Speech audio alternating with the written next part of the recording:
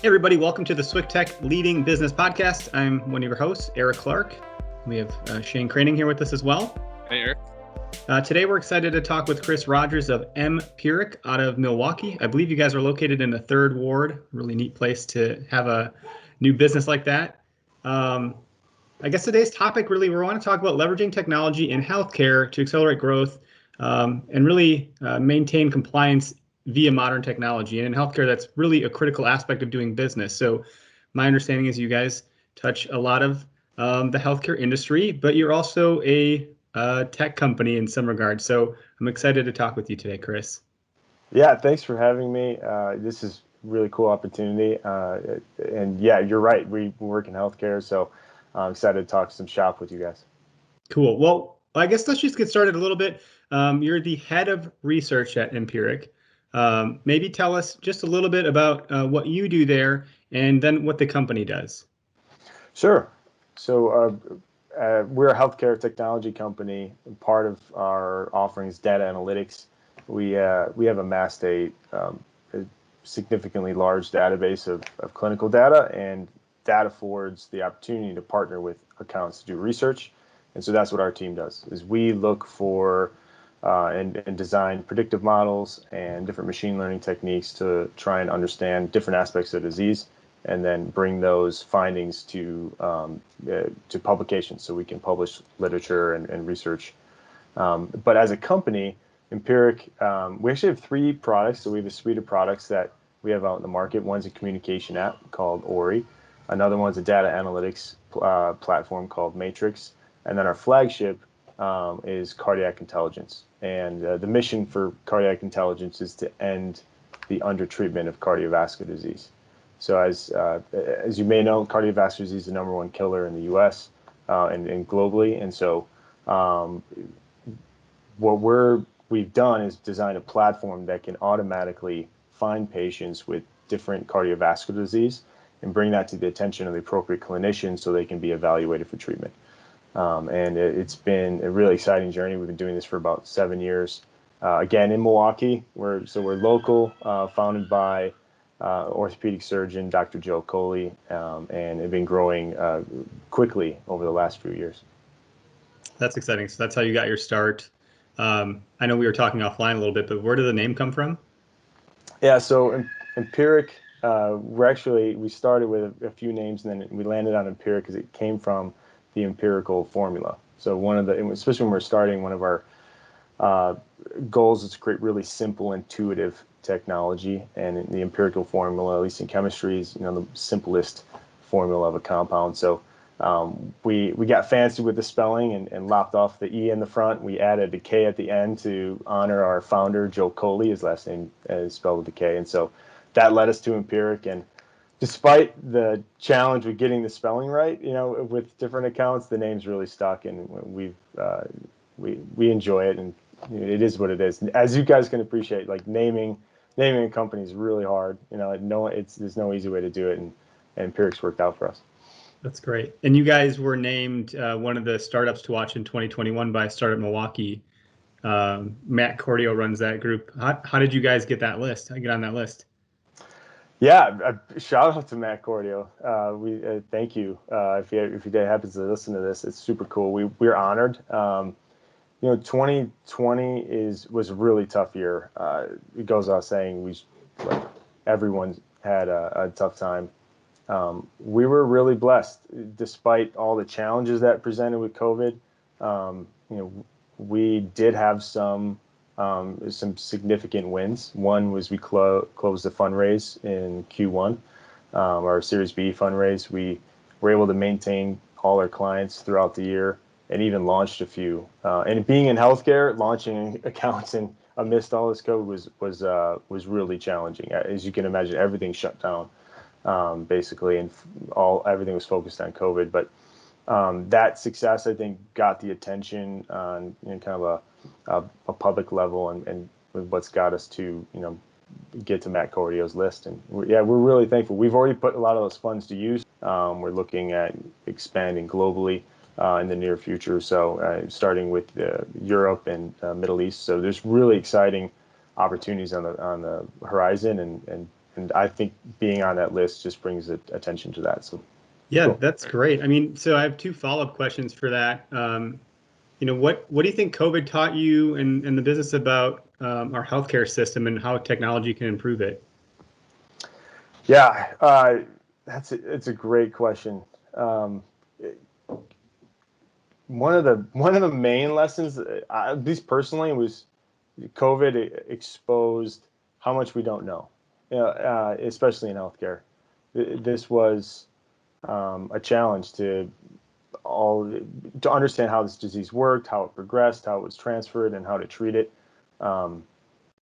What was really exciting, though, is to see everyone come together on a central goal and how fast we could move. I think the fact that vaccines are already out there is a testament to that. So yeah, one main learned lesson is how much we don't know. Another one, though, is also the importance of quality, like validated information. I don't necessarily know how to solve this per se or have any ideas, but I was something I learned in being a researcher. I live in the peer reviewed journal world. Like I'm always looking at research and trying to learn from it. And the translation of that to the general public it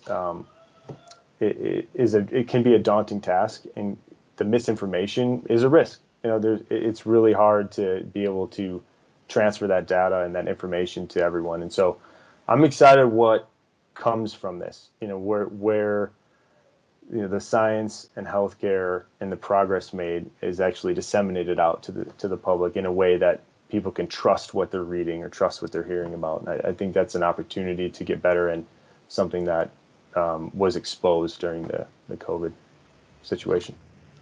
Crazy. So, Chris, I know we're going to get into some other details about tech and compliance and stuff, but I just want to touch again on the solutions that you guys offer. So you mentioned they're all kind of software based, right? So you guys are kind of a software company. Can you explain a little bit more about how that interacts with like how are you getting the data? Where are you getting the data from for your cardiovascular solution to be able to manipulate it and learn from it and help people? Yeah, good question. So we're a third party software solution, at least in the eyes of healthcare. So we work with hospitals. We connect with the hospital's EHR using typically HL7 interfaces. We can do other things too, but that's the primary way we engage with the source data. We host on AWS and then run all our analytics there, and then we can deliver information back to the EHR. So specifically for cardiac intelligence, we'll get diagnostic data sent to us in real time. We'll run natural language processing to read and interpret that data, organize it, curate it, and then we'll apply different algorithms to look for different diseases. And when a disease is found, we can marry that information with other data that we'll get, like clinic schedules or procedure schedules or progress notes, to determine that, this patient who has this disease doesn't necessarily have the appropriate clinic visit scheduled in the future. And so they may be subject to delayed treatment or delayed referral. And we'll send a message back into the EHR to the referring physician and say, by the way, this patient does have this disease or criteria for it, and we would recommend considering referral to the appropriate clinician.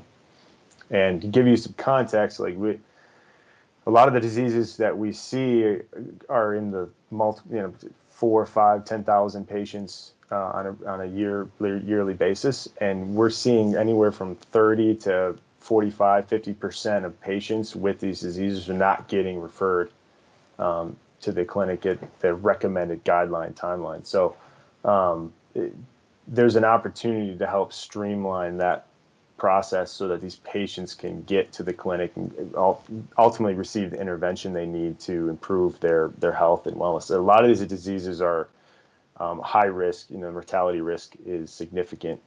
Even at 2 years, there's like a 50% chance of dying. So if they don't get the intervention at the right time, it can be life or death for these patients. Right. Wow. Thank you for kind of expanding on that. That is super fascinating stuff. In your data model that you guys have, what's the predictability rate of that? Is it pretty high from what you've seen? Yeah. So part of our job is just fundamentally finding the patients. We're very good at this. And that, I would say, we actually design it with the intent of casting a little bit wider net and allowing clinicians to decide on where the gray areas are, because it is, all these diseases are progressive, and so there's a range or a threshold of disease that constitutes appropriate indication for a treatment or referral. So our job defining the patient is where our strength is, and our technology using natural language processing is kind of our sweet spot. That's what makes us different, our secret sauce, if you will. But on my team and the engineering team, our next wave of innovation is trying to predict the probability of progress in these diseases. So a lot of disease being progressive, we can see them in these patients early in the game. So how do we apply machine learning algorithms or just AI, different AI techniques to try and understand when will this patient get to a point where they're critically ill and they need intervention? And we already have some prototype models on production being tested with accounts, but that's one of the next phases of what we're doing with the platform. That's powerful. That's really cool. I mean, what a great cause, what a great mission, and what a great team to be able to work on something like that. You get up every morning and you have a correlation with literally saving people's lives. Yeah, thank you. And you're right. I mean, it's so motivating. I think the combination of helping patients and doing cutting edge technology has allowed us to recruit some really top talent. So I'm blessed to work with some brilliant folks, and it's really fun. Every day is an adventure. And one thing that we've learned along the way is, like, no hospital is the same. And so I'm sure you can appreciate that with your accounts, like no account's the same. So it's both creating technology and solutions that can help everyone, but also bringing that human touch and the service alongside of it. And thankfully we have an amazing team to be able to do that. Yeah, it's not easy to bring some of those things to market. On the technology side, we have a DevOps team ourselves that are capable of writing and scripting and working in multiple languages and creating project pipelines and things like that for development. And we're familiar with AWS. We spend most of our time in Microsoft Azure. From a compliance standpoint, we've experienced maybe a little bit more pleasant experience on the Azure side for Microsoft. But there's use cases to be in, Google's private cloud or AWS or Azure. Really depends on what you're trying to accomplish. Can you talk a little bit about the compliance side of things as much as you can? Yeah. Knowing that it is compliance, but why is that important for healthcare and what you do? Yeah, it's fundamental to what we do. Yeah, and so healthcare is a tremendous responsibility. It's oftentimes a matter of life and death for these patients. So in order for clinicians and to be able to provide that care, they need access to the most sensitive information a patient has, right? And that data, that patient health information in the wrong hands can cause a lot of harm. And so that, just like a doctor would be trusted with that information, so does the information systems, and so does solutions like ours that have access to that data. So compliance is fundamental to our existence as a company. And I would say, the way we stay compliant and the things we have to do to meet those demands is really about the people. We have different technologies that I'm happy to talk about and give you some ideas, but this has been a top-down and focus for us from the beginning, and that makes it actually sustainable. Compliance is not a finite game; it's an infinite game. You have to be willing to just commit to it forever. And I think if you can get your head around that from the beginning, you'll save yourself a lot of emotional damage, because it's hard. It's really hard. But Yeah, if do you you guys start, have someone that maintains that internally? Like that's perfectly the way you said it, that it's not a finite game, it's an infinite game. And that being said, like who's in charge of that infinite game if it's ongoing forever? What does that role look like? well, that's so it started with our president, Logan Brigman, and he was running compliance for basically from the beginning, and then it just this last year, we hired a fantastic new person, Allie Howard. She's come on and is taking on responsibility for that. So, and it's amazing how much he's elevated our game. Just having someone not only passionate about it, but with experience and able to give it, undivided attention. That would be one thing from our learning as a company, doing this a few years, like having someone committed to making that work, giving it the attention it needs is critical. And Logan did a fantastic job setting the foundation, bringing that to the culture of the team, but then Allie taking the baton and running with it has been really important. But we've used consultants too. We obviously have a HIPAA audit every year, and a consultant who's guided us through that for years now.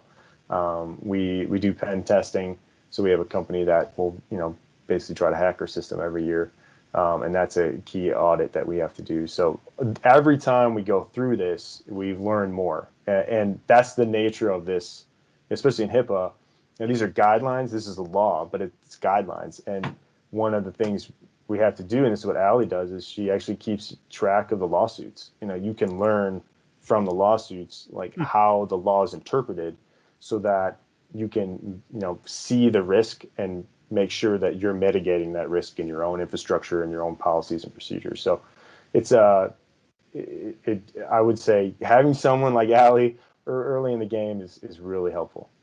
Well, that's great to hear. I mean, on the technology side, because some of the stuff resides in the cloud, has to be encrypted in transport and at rest, and the ability to get there and air gapping things for like protecting that data and where it resides. There's a lot of layers of cybersecurity that go into that, and that's, I think, probably where our expertise lies by and large, on the cybersecurity front, and our skill set to like adhere to some of those requirements. How does, I mean, from your seat and your perspective, how does the cloud change healthcare, or like how has it? Yeah, two 7 years main is a long things. time, right? I mean, from when you start to where you're at.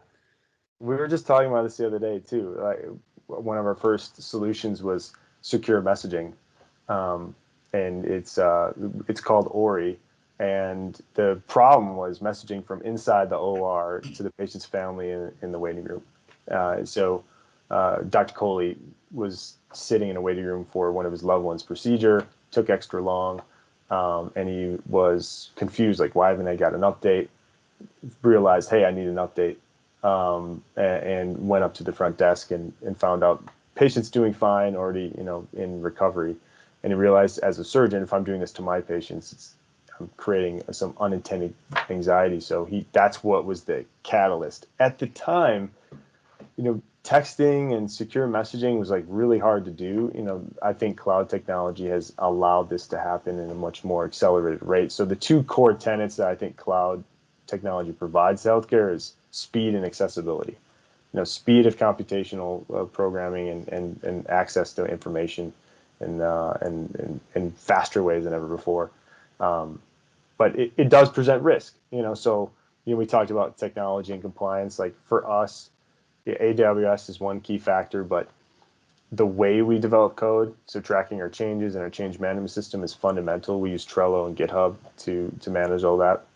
Everything from like requirement to the author of the code change to review and QA. We encrypt everything, so we use 256-bit AES encryption, both at transit and rest. When we exchange that data between the hospital and us, it's through VPN. We do LDAP, an Active Directory interface, to manage user list in real time. Two-factor authentication everywhere.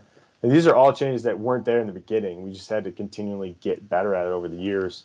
And that's really a big testament, again, back to the people, like our technology leads, Jim Gertz and James Lyman. These guys are brilliant and full stack developers, and we're willing to take on the challenges of these compliance requirements from the beginning, and have built an incredible platform that meets these requirements. So it's a combination of people, but deploying different technology solutions. And in prep for this call, I thought of two interesting things we just added this year that I think it's worth bringing up.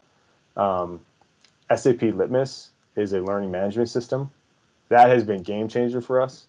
One of your biggest vulnerabilities are your people, right? So controlling their access to the right information, the necessary information, and how to deal with that information is so important. So we deployed SAP Litmus to try and bring that education to everyone in a sustainable and standardized way.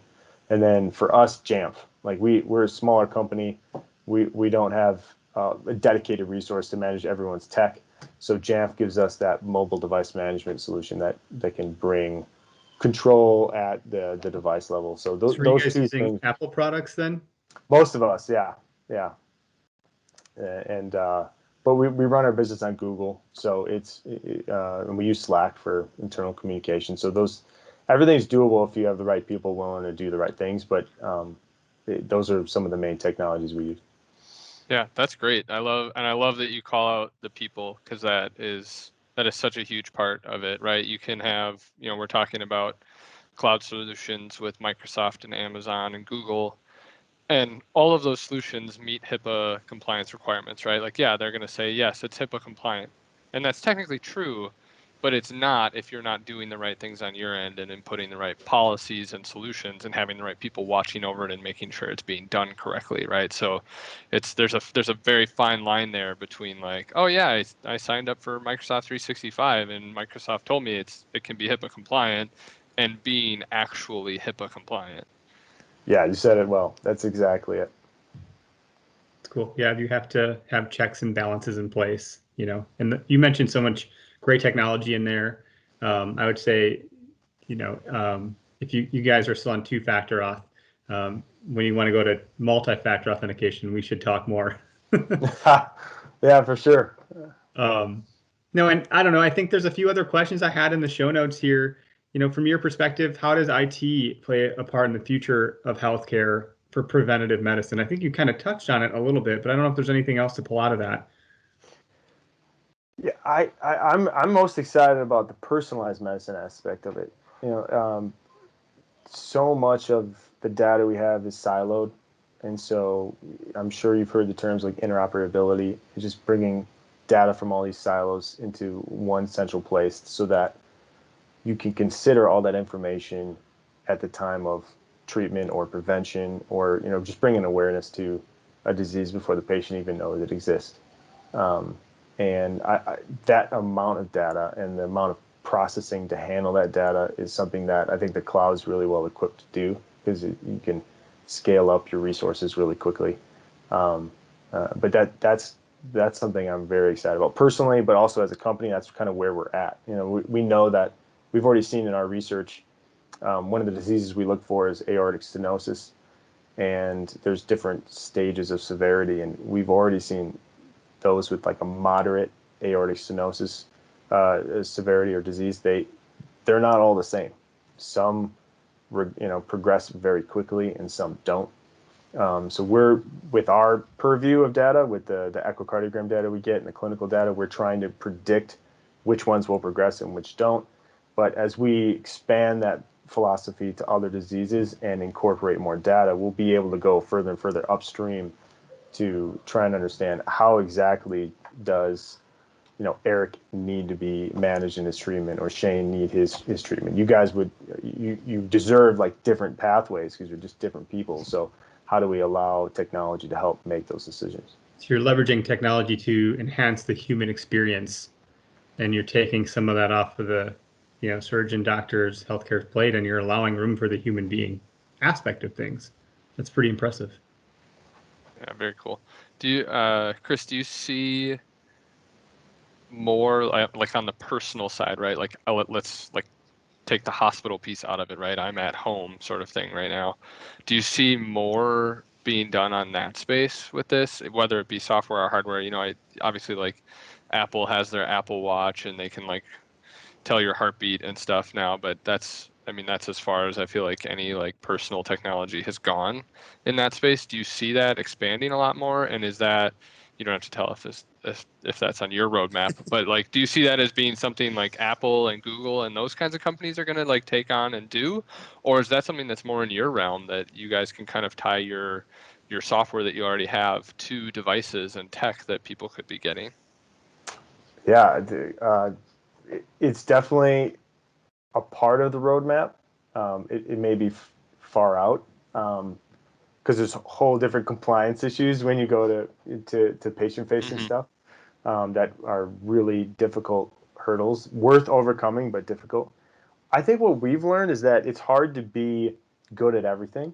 Like when you think of Google, they're definitely looking in this space, or Apple, they're absolutely, and that's why they're making the acquisitions they are. That's where they're trying to amass the data that they are. Apple's HealthKit is a perfect example where they're amassing this significant amount of data, and I think there's still so much to understand how to use it, how to apply it.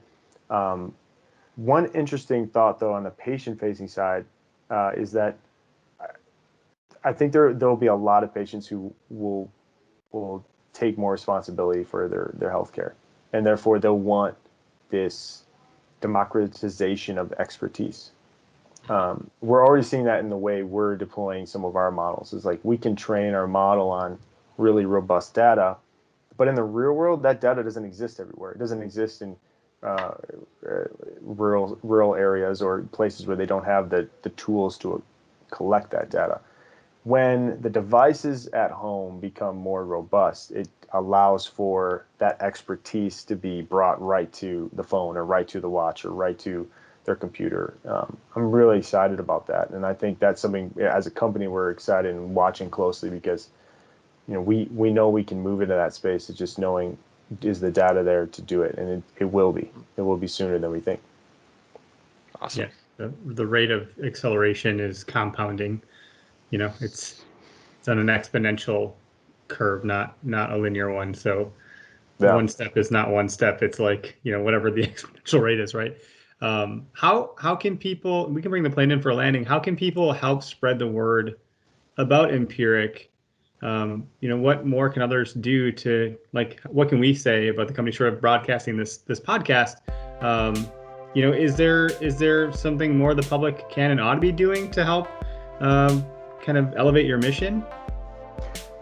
I think check us out on LinkedIn. That's probably a platform we're most active on, and also our website. You can learn more about us. You can see more of the research we're doing. We can see more of how our product works and the different ways it's being used to help patients. But I think those two platform areas is where you can learn more about us and use that to help share the word. And what is the website? Is it just Mpirik.com? Correct. Yep. With a K. Yep. Mpirik.com. Perfect. Thanks so much for being on the show with us today. Yeah, thank you guys. This is really fun.